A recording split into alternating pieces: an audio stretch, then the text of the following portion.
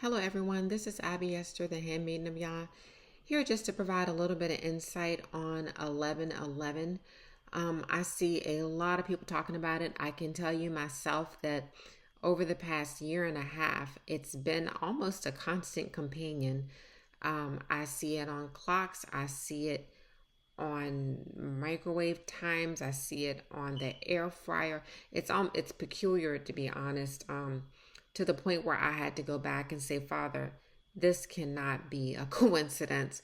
There were people that would call or text me, and every time that person would call or text, it would be 11:11. It was just peculiar, and so, needless to say, I had already gone through some things where the Most High had walked me through understanding that numbers have meaning. Scripturally, they have meaning. When you look at the book of Genesis and how the Most High did things, he was very intentional. He doesn't do anything by accident. And so when I began to see 11:11, I had some concerns. And so from a worldly perspective, I heard some different things. And, I talked to someone at my job, and I said, what does 11:11 mean to you? And he said, oh, 11:11 it means it's a gateway. It means that like a door is opened. And I thought that was interesting.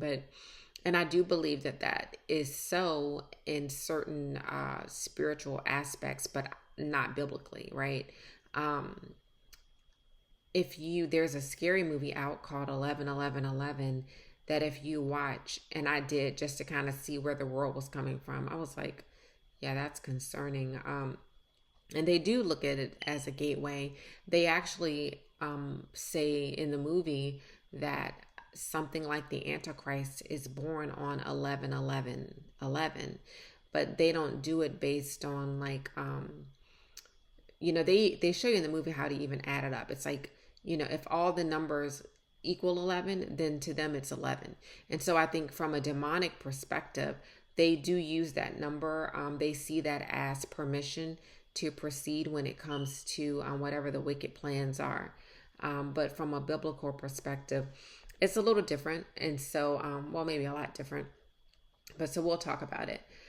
So 11:11, one of the first things I did is when you think about the word of God, we know that the number 6, if you think about 666, they say 6 is the number of man. Well, why is 6 the number of man? It's considered the number of man because man was created on the 6th day. And so from the numbers perspective, when the Most High said, there's going to be people that will have the number or the mark of the beast, right? The number is showing that man did this. I trust in man more than I trust in God. And that is the number 666, indicative of the fact that man was created on the 6th day. The number 7 in the Bible is completion or rest. And so we know that the Most High rested on the 7th day. If you were to go into some of the apocryphal or pseudepigraphal books, you'll see that in the book of Jubilees, which is not in the King James Version, but 1 week, we call 1 week 7 days. In God's timeline, if you go to the way that ancient Israel did the weeks, a week was 7 years. And so a Jubilee is 49 going into 50 because it's the completion of 7 cycles of 7. 7 cycles of 7 brought about a Jubilee, a release for the nation. And so 7 years, in the Bible was rest. The land had to rest in the 7th year. And so they would have to do all their planning and things and get everything done before the 6th year, or by the 6th year, so that in the 7th year, the land rested. And so very similar to Shabbat or Sabbath, right? We do everything on the 6th day. We prepare our food. If you celebrate the Sabbath, I personally do, because I don't see from 10 Commandments that they ever did away with that. And so, we prepare and we rest on the 7th day. So let's look at, from the Most High's perspective, 11:11 is the repeating number 1. And so what did he do on the first day? What did he do on the first day? Okay, so on the first day, according to the Bible, it says, "In the beginning, God created the heavens and the earth. Now the earth was formless and empty. Darkness was over the surface of the deep, and the Spirit of God was hovering over the waters. And God said, 'Let there be light,' and there was light. God saw that the light was good, and he separated the light from darkness.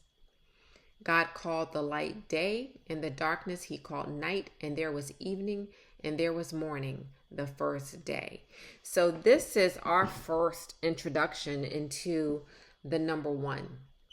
And so one of the things that I think is interesting is if you're looking at it as 11:11 from a clock perspective, or really no matter how you look at it, and this is something he gave me, was there is an alignment, right? 11:11 means alignment. And so because it's the same all the way across, in if you look at it from a clock perspective, there's no other number that does that. There's no other number. If you think about like the 1 through 12, right? Every other number, when you do it, it comes up from a clock perspective, right? It would look a little bit different back and forth. So just something to think about if you're looking at it as double digits, right? So what happened on the first day, right? And we can just look at it. Well, it says he said, "Let there be light," because at that point there was nothing but darkness.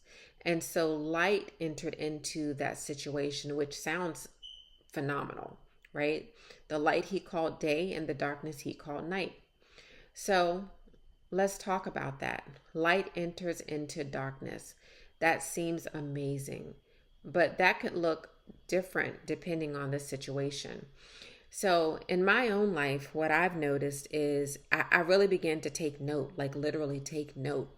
What happens when I see 11:11? And what I began to notice was this. Every time I began to see 11:11, within a very short amount of time, a week, maybe two, something that I didn't know would suddenly become apparent. If someone had been lying to me, then all of a sudden I'm walking around in darkness. Something will happen to expose that situation. Now, that's a good thing. However, sometimes it would create a lot of anxiety and a lot of stress. Because if you find out someone that you trust is lying to you, hiding things from you, when things come into the light, it's a form of judgment many times for that person. And for you, it can be liberating, but it could also be very, very sad. There could be some disappointment, associated with that. So just keep that in mind. So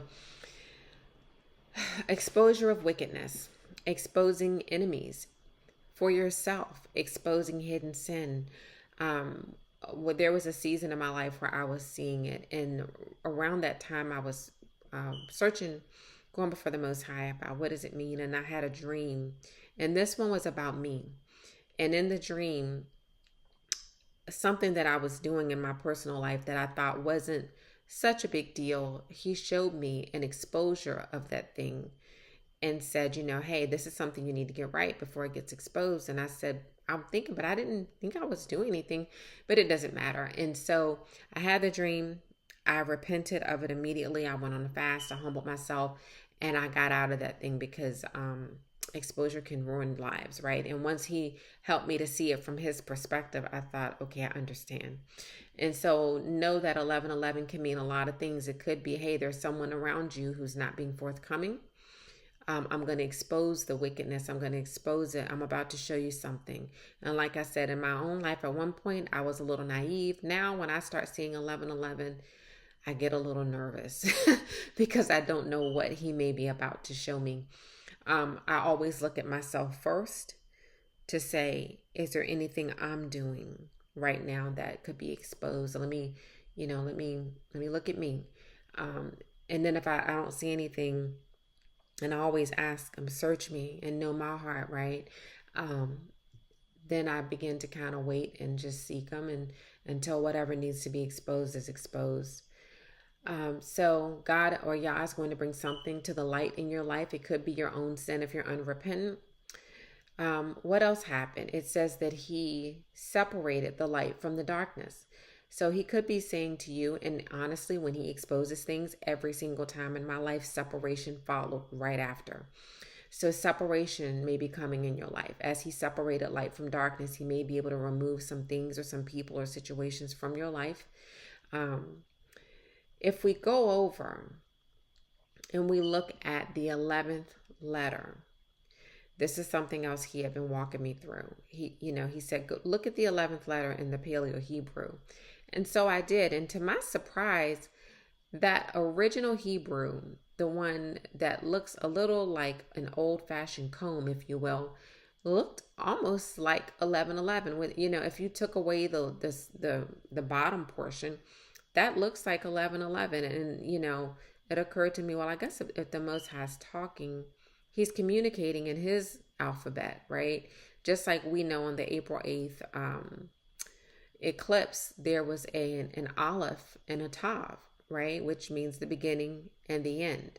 And so many people thought, hey, it's an X. It looks like an X. But if you go back to Paleo Hebrew, that's a tav, And so something just to keep in mind. Now, the actual number value of Kaf is 20. It's not 11, but that's not the way he took me with it. He was wanting me to understand that I'm using the 11th letter so that you can understand. And so the 11th letter is Kaf. And over to the right, you can see it means hand, palm of the hand. It also means sole of the foot, crush, cover, grip, grasp, subjugate, which means to put under. And so all of those things are important because, again, if you think about the Most High exposing your enemies, he's putting those things under your feet. He's letting you know that I have my hand in this situation, right? When you're not paying attention, when you don't know what's happening, I'm watching. And I won't let your enemies get the best of you. I'm going to expose the situation. I'm going to bring it to the light. I'm going to be light in the midst of this darkness. And I'm going to make sure that mine are covered. And so those are things that he really began to impress upon me. And again, it sounds wonderful, but understand there's expectations on being covered, right? Because we have to live a righteous life. We have to walk circumspectly, honoring our God and being a perfect example, in the earth of who we represent, right? It's not a game. And so, some of the things that, again, I'm going to walk through the bullet points. The fourth bullet point, the situation you're dealing with, Yah's hand is in it. Pay attention when you see the 1111, like what is happening? What is it popping up when a certain person came back into your life? Are you dealing with a certain situation? For me, it would come and go, but it would always associate with one particular person. That it was just so strange. Yah is your kaf. Yah is your covering. He is your covering. You are in the palm of his hand. It could be the situation is in the palm of his hand. The situation is under your foot. It's something that you tread upon. That's what you do with your foot. You crush things, right? You subjugate those things. They're under your feet. Something that I thought was extremely important during this time when we're dealing with war on the horizon and judgment of the nation, right? Joseph was the 11th son. And what did Joseph do? Joseph was chosen to be the one who went ahead of everybody else to make sure that there was food to save the nation, but also, to save Egypt, but also, and more importantly, to make sure that Israel and the 12 patriarchs had food for the continuity of that nation, because eventually they were going to be a great nation. At that time, they were just a small family, but they did become a great nation. So something to think about, but understand also that being chosen was also during a time of judgment, right? So understanding there's two sides to this every single time. There's an exposure. You could also be dealing with judgment. Whoever's being exposed is coming up under judgment. The person who's, having the light shown on them is suddenly thinking, wait a minute, I was okay when I was under the cover of darkness. No one could see. But now that, light has come in, I'm being judged. And so understand that 11:11, and 11 as a whole can be a sign of judgment, but it is a two-sided number. The 11th year of Zedekiah's reign, Judah was broken up. And so if you go and you read through the book of Jeremiah and a few others, you'll see that the siege from Babylon started in the 9th year of Zedekiah's reign, which is interesting. And they laid siege upon Judah from the 9th year unto the 11th, which that's a 911 if I've ever seen one. And so the 11th year is when Judah was broken up. The land was divided, and many of them were carried away into captivity, the king and his sons. And so again, judgment. Ezekiel received a word of judgment in the 11th year against the enemies of Jerusalem. So at this time, I believe the name of the city was Zoar, or Zor, connected to Nebuchadnezzar and Babylon. Again, the first time that they went into captivity. And he basically said, because you stood to the side and you looked on and you mocked them when they were going through their struggle, I'm going to bring you down. And so what does that equate to? It's a judgment on your enemies. It's a judgment on your enemies. And so, that 11 seems to be a time of fulfillment of judgment. And so, again, that can look many different ways. So understanding, Kaf is the 11th letter of the Hebrew, the Paleo-Hebrew, meaning hand, palm of the hand, sole of the foot, crush, cover, grip, grasp, subjugate. And going back to what the number 1 means to the Most High, right? It's a singleness, unity, coming together. When I looked at 11:11, he said to me, as above, so below, which again, that's something they use in the world, but in the kingdom, it would be, the things that we have been praying for that are already manifest in the spirit are now going to begin to show themselves in the natural. And so, again, several different ways that you can look at 11:11, but understanding that it is by the hand of God. Again, look at that 11:11 and look at that original Hebrew kaf, that hand, by the palm of the hand. It almost looks like a fist, that comes down to smite, to crush, right? And also it could be opening the hand, right? To give, to cover. You put your hand over something, you can cover it. And so many different things to consider. But again, with the angel numbers out there and some of the stuff I see is just absolutely ridiculous. But for those of us that love the Most High, know that he does communicate in numbers. He has an entire book dedicated to numbers. It's not numerology, right? He did things and he still continues to do things a certain way. He had, 10 commandments. There's 12 tribes. I mean, he's very, very intentional. He's very intentional. And understand that even in numerology, at best, they can copy the wonderful things that the Most High intended by providing us with the ability to count and to understand his times and his seasons, because those are also based on numbers. Times are based on numbers. And so just be mindful. The Most High bless you and keep you away from angel numbers and from numerology and from the wicked who are always trying to lead us astray with seducing spirits that we should never follow. If you want to know what it means, get thee into the Word of God and study it out, because he will show you. If you are studying and you're like, I'm still not getting it, go on a fast. Go on a fast, because he'll honor you. But don't fall subject to the ways of the world. Don't fall subject to, the Chris Brown albums or all of those things, which are all based on angel numbers. And while angels are ministering spirits sent to help us, we are not to look to them for anything. We're supposed to go to the Most High. So understand by whose name you are called, by the name of the Most High Yahuwah and his son Yahusha. And again, be blessed.